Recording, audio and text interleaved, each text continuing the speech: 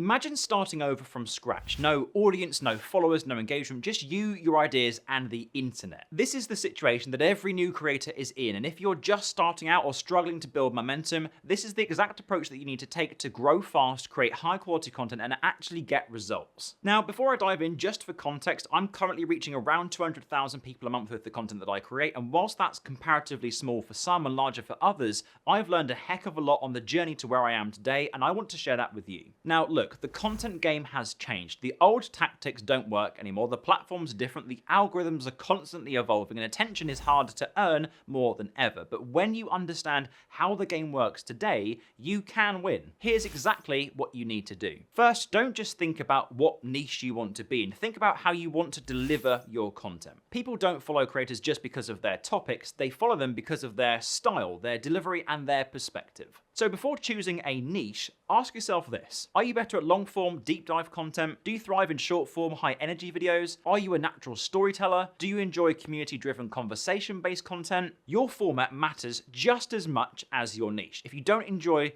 the way that you create, you won't be consistent, so it's crucial to experiment early to lock in a format that feels right as you get going. Now, instead of worrying about followers, engagement, or reach, focus entirely on creating your first 50 posts. I say this because most new creators spend too much time analyzing what's worked before they're even putting in the reps. Kind of like going to the gym once and measuring your waist to see if you've gotten slimmer. Those first 50 posts aren't about growth, they're about finding your voice and developing your content process and learning what feels natural, and then after, you can measure the results and adjust accordingly. In those first 50 posts, I'd recommend focusing on the following. How you communicate, does your content feel natural and engaging? How you structure your ideas, are they clear and compelling? How you edit and present, does it hold attention? Your first 50 posts are your testing ground, and by the time that you reach that milestone, you'll have a foundation strong enough to actually scale your content based on what works. But growth doesn't happen from making content, it happens from making content that is optimized for discovery. Most creators assume that if their content is good, people will find it, but that's not how it works, as much as I wish it was. Good content isn't enough anymore, and instead, your content needs to give people a reason to stop scrolling.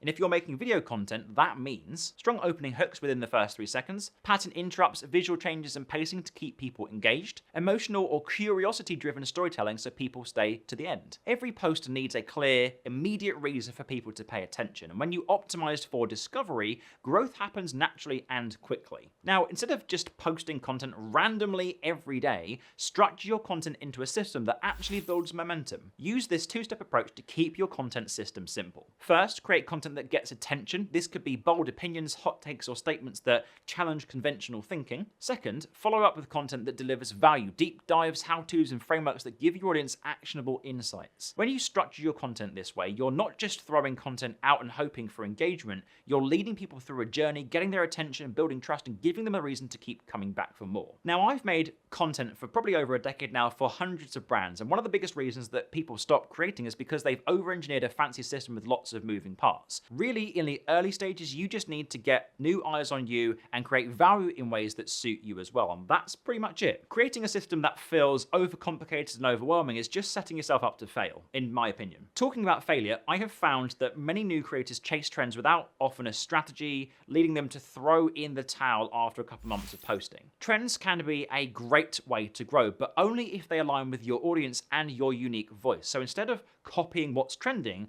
I'd recommend taking a look at what's gaining traction in your space and finding ways to attach your perspective to it. Identify conversations happening in your niche or industry, add a unique angle or insight that people haven't considered, remix the trend into something that fits your style. This way you stay relevant without losing your own originality. Not only does this approach still support growth because you're jumping on a popular topic and types of content, but it allows you to do it in a way that sets you apart rather than blending into everybody else doing the same thing. And lastly, even if you create content and go viral, you'll never build long-term success if you're entirely dependent on algorithms. One of the biggest risks for any creator is relying 100% on platforms to reach their audience. If the algorithm shifts, if engagement drops, if a platform deprioritizes certain content, you lose control. The way to avoid this that I can't recommend enough is by building a direct relationship with your audience both online and off of social media. Start an email list from your first post. Even with no followers, have a free resource or exclusive content that encourages people to sign up. Build a community outside of social media. Whether it's a private group, Discord channel, or another space where people can connect with you directly, create something that lets you maintain engagement without being algorithm dependent. Creators who build owned audiences on their own land will always have long-term stability regardless of what happens to algorithms. So look, I've thrown a lot at you there, but if you're just starting out, here's what you need to know.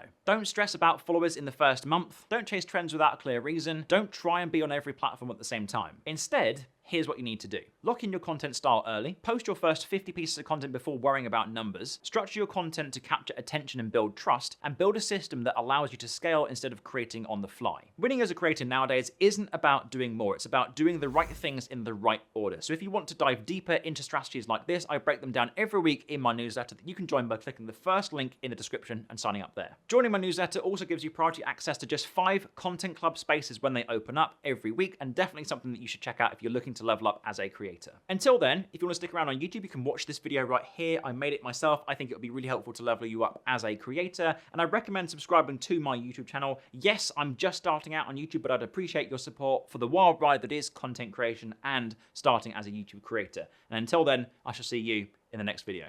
Ciao.